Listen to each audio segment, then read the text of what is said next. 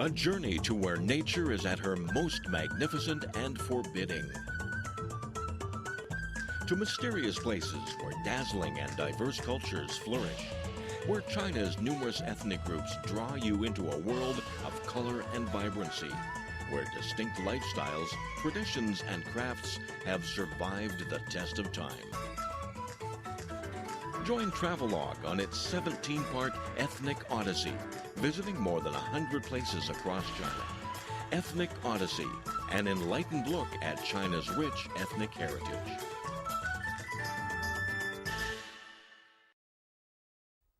In this episode of Travelogue, I will take you to the ancient land of China, Lijiang of Yunnan Province.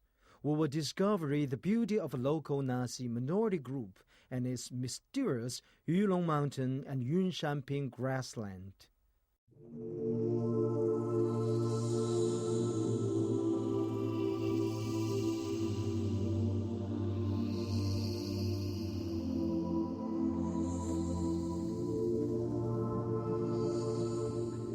Variety of China's landscape, diversity of its people. Welcome to Travelogue. This is Minority Series, and welcome to the Jade Dragon Snow Mountain. Here is a perfect example for the human and nature combination. Besides the marvelous sceneries, there are also beautiful minority groups such as Nasi group living around these sceneries.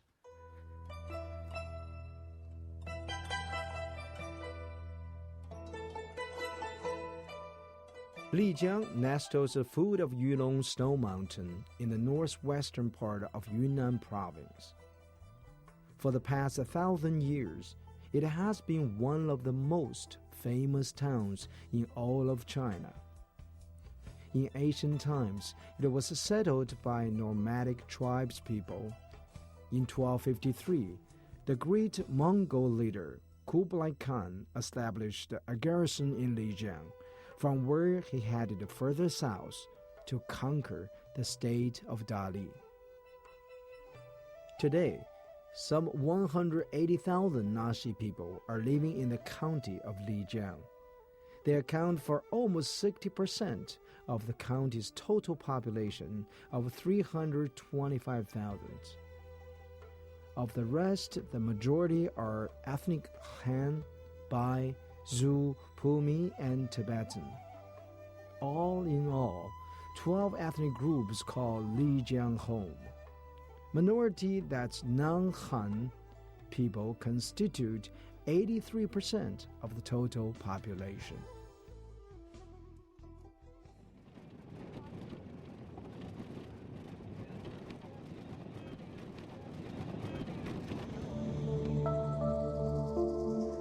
Baoshan Stone Village is located in the north of Lijiang, some 110 kilometers from the ancient town itself.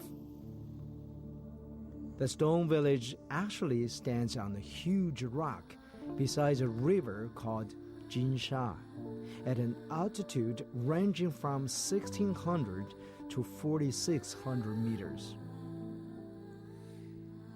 The village is home to around 100 Nasi families who live surrounded by mountains and cliffs.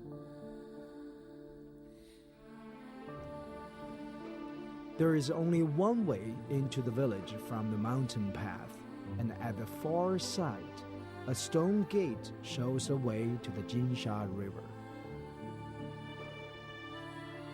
From a distance, the stone village looks like a well-cultivated bonsai tree resting in a ceramic pot. As I get closer, I find the residents are friendly, but there's no distinguishing the strong sense they feel of being independent from the rest of the world.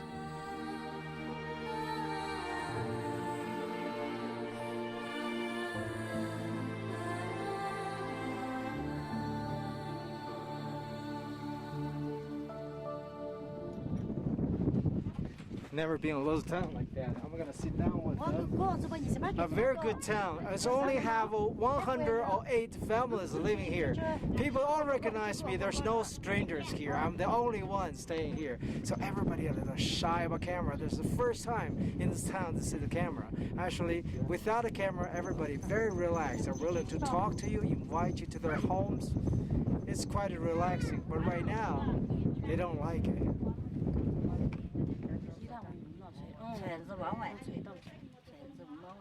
Seems like they're more interested than I do. You know, they remind me one thing. When we live somewhere, we kind of ignore the surroundings. Even living in the beautiful places like this, you ignore that. When I take a picture, show them.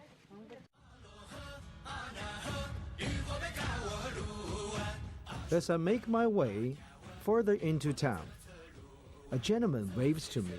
It turns out he wants to show me some of his artwork. He explains that when he's not doing his farming work, he spends his time making carved wooden figures.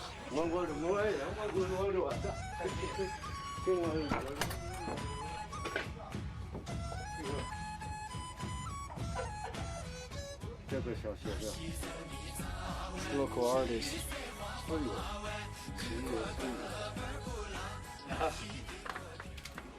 It's the local houses, local buildings, the little village. They call that like handshake house style. What that means is somebody, neighbor there is so close to each other. You can even shake hands. You can touch the neighbor's roof and you can see people walk around here. Very close.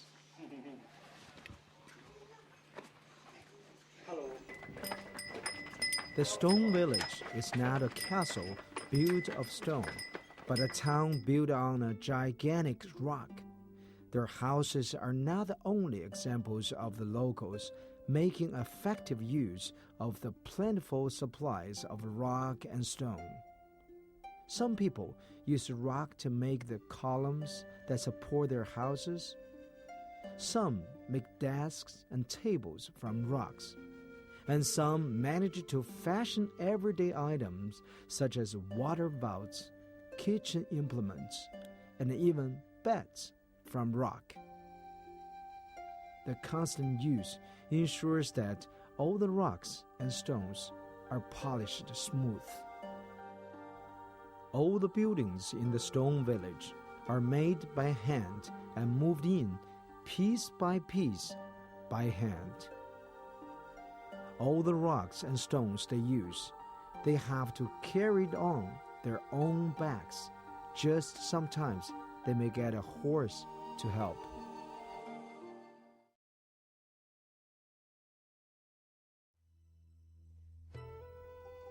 The town of Suhe was built on the mountainside and faces a river. In fact, 2 rivers pass on each side of, or more accurately, through the village. The villagers have built canals that carry water past each house. The rivers, canals, and roads form a network that has turned the town into something resembling a honeycomb. The walls of the houses here are built of stone, fetched from the nearby mountains.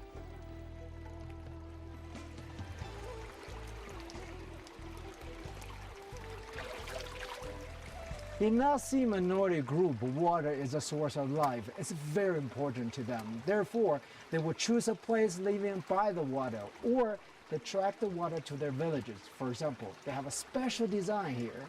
The water comes down, they design 3 sections, and also have a gravity go down one way. The first one will wash or drink. The second one to clean their food. A third one to wash rest of the things. So this is a typical design right here.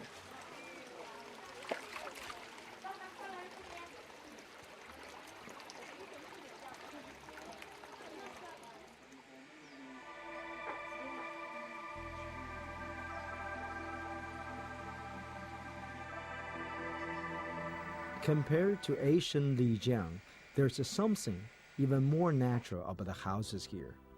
In the middle of Suhe, There's a square with a market called Suhe Square Market. It's very relaxing just to gaze at the romantic scenery and the tourists passing by.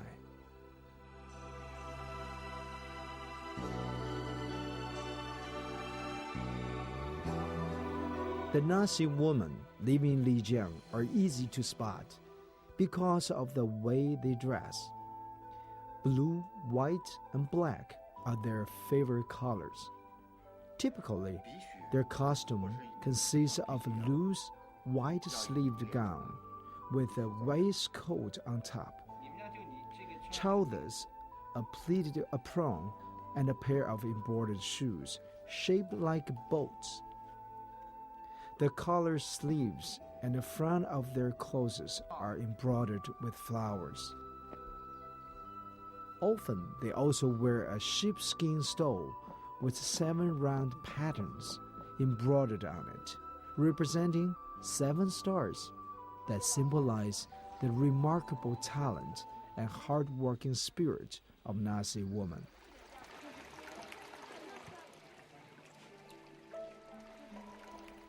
If you take a stroll through Suhe, you get a sense of an Asian town that is quite well developed. There is a fascinating mix of Nasi culture and tradition, with such signs of modern society as internet cafes and coffee shops and bars. Visitors to Asian Suhe have 3 pleasant ways to pass the time: getting online, chatting, and doing nothing more taxing than read a book.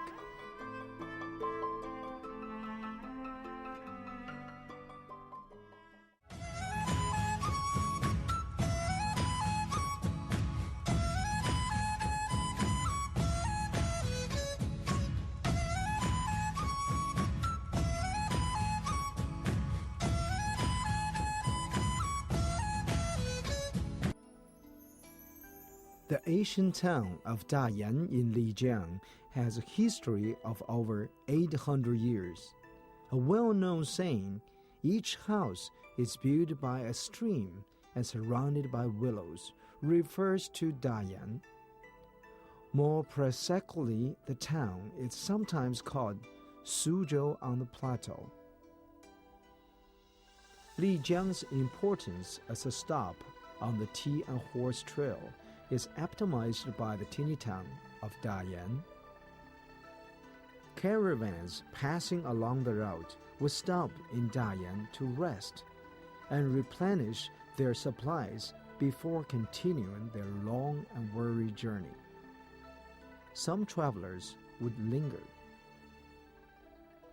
The Tibetan merchants in particular would find it hard to tear themselves away from pleasant climates and the colorful Nasi folk customs and culture. The locals did a good business from the passing traders who came through the town in steady numbers. They built many hotels and its market and started to flourish tourist industry. These merchants-oriented hotels can still be found today in Dayan. 姑娘，这是什么东西？这是拿一个空白的自己写心愿的许愿的风铃。哦，许愿，对，什么都可以写是吗？对。这些都是人写的还是你写的？对，这是游客写的，我这么写的。这游客写了挂上去。多少钱？它包里了，有10块的、20的、25的都有。Well, spend very good. Spend like a 10 kuai, 20 kuai. You can get a plaque with a ring, and then you can make a wish. It's a wish plaque, what they call. So all those are people buying this, saying, "Let me check a couple of them." This is a, "Dear, I love you. You're my baby."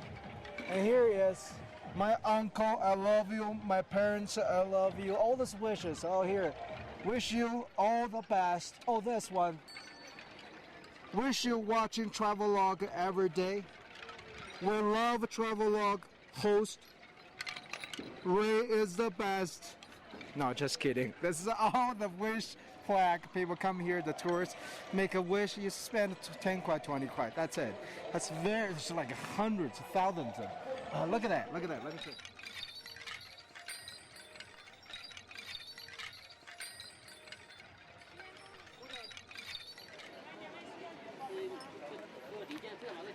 This is the plaque, the wish plaque. This is my real wish, you know. Watching CCTV 9, watching my show. I love you. Okay, so I bought this. This is only 20 kwai. Then what we do is we're gonna hang it and make sure everybody can see. That's it. I got my plaque, wish plaque right there. Got my wish over there. Everybody can see it. Actually, it's a commercial. It's an ad. Everybody can see. 100,000 people come over here. So when you come to Lijiang, remember, visit here. Visit this girl. She has my plaque over there. Next.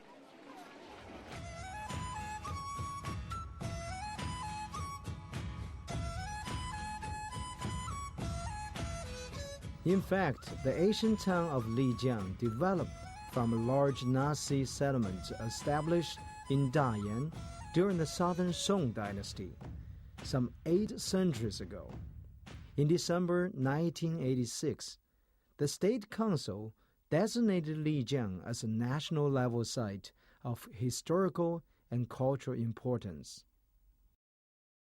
This is how people live in here.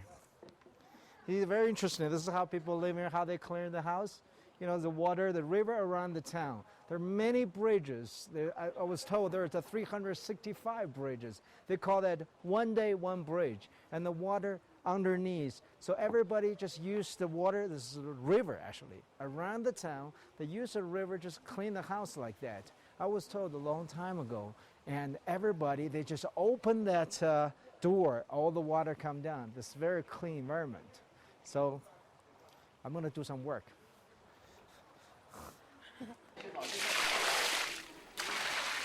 The town of Lijiang, screened by a mountain and facing a river, has never needed high walls. It is crisscrossed by ancient streets and lanes paved with colored stones and lined with houses built of wood, stone, and mud.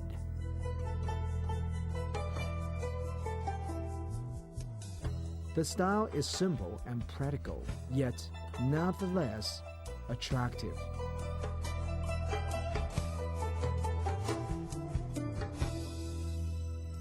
Small streams run parallel with Xifeng Street, which cuts across the middle of the town, and many other lanes. The Dongba script used by the Naxi people has some 1,700 written characters. Believe it or not, the pictograph is still alive and well in Lijiang today.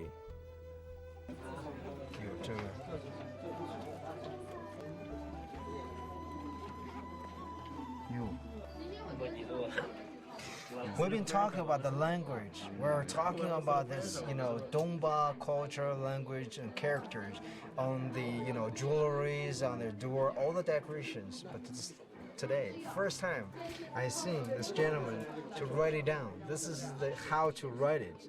I mean, lots of people tell me Chinese character is hard. Try this one. Very hard. 这个是东巴纸法。 Okay. 漂亮，漂亮，漂亮。拿起来看看吧。Look at this. This is once again. Let me translate. They need to translate. This is my name, and this is I wish. And this is my friend's name, and I wish him happy every day. As you might know, music is a major element in all ethnic groups in China. However, modern music you can find everywhere. For example, even in this Asian town, there's little bars all over. For example, here, I can find even Bob Marley. Reggae music is popular here. But if you really want to listen to ethnic group music, like a local, traditional, 400 years ago, I'll show you where to find it. Dongba music, sometimes called Naxi Asian music, comes in two principal forms. First, there's the Anhunqu, which dates back over 700 years, but is rarely performed today. Then there is the Lijiang Dongjin music, which has its origins somewhat later in the Ming and Qing dynasties. Whatever its form, Dongba music closely reflects Naxi culture, not least in its Taoism theme.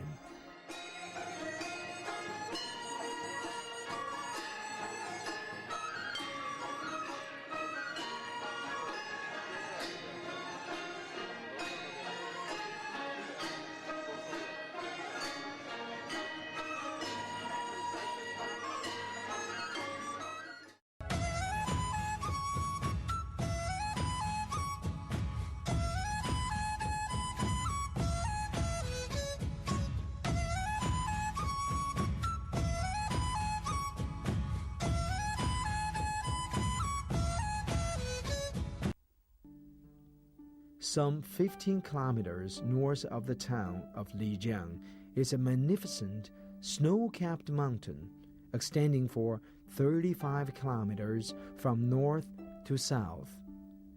As you climb up the mountain, you become acutely aware of the marked changes in the environment and temperature, a product of the mountain's temperature glacial climate.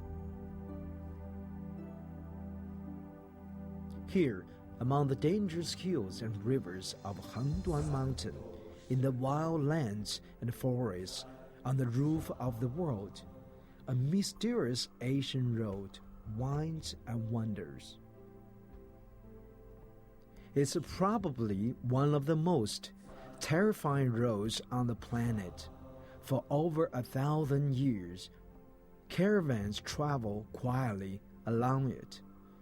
You can still see holes in the stone, some as much as 70 centimeters deep, made by restless horses stamping their hooves. It seems there are numerous stories to be told about this ancient path. The piles of stones by the roadsides are many altars, carved with religious scriptures and symbols. This is the Asian Tea and Horse Trail, one of the highest, most precarious, and oldest roads anywhere in the world, and a major conduit for the cultural and economic exchange.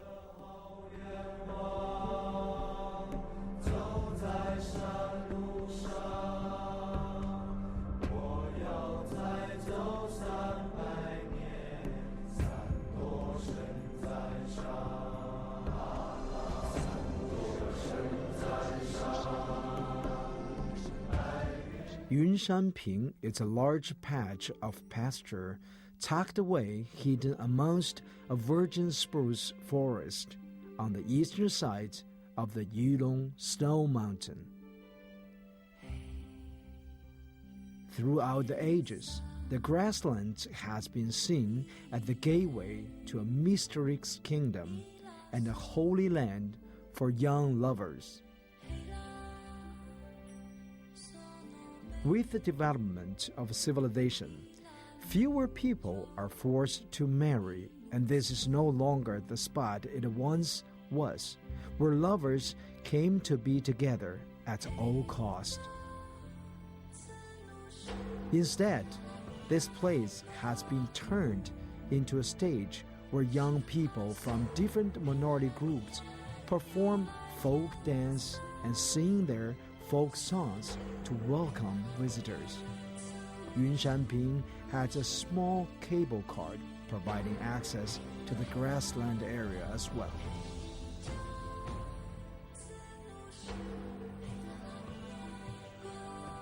Lijiang today is no longer the forgotten kingdom it once was. The Lijiang people are by nature warm-hearted and hospitable. And whatever their ethnic origin, they offer a warm welcome to friends from both home and abroad. And rather like the Lijiang people, the magnificent and mysterious Yulong or Jade Dragon Snow Mountain is also opening its arms to the world.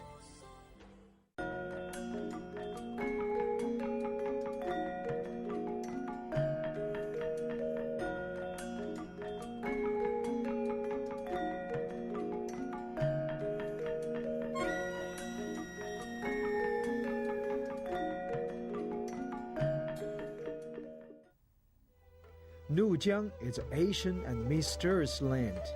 It's a land that no one can fail to admire. Nature, the great creator, was particularly kind to this Asian land. It's a home of multi-minority groups in China.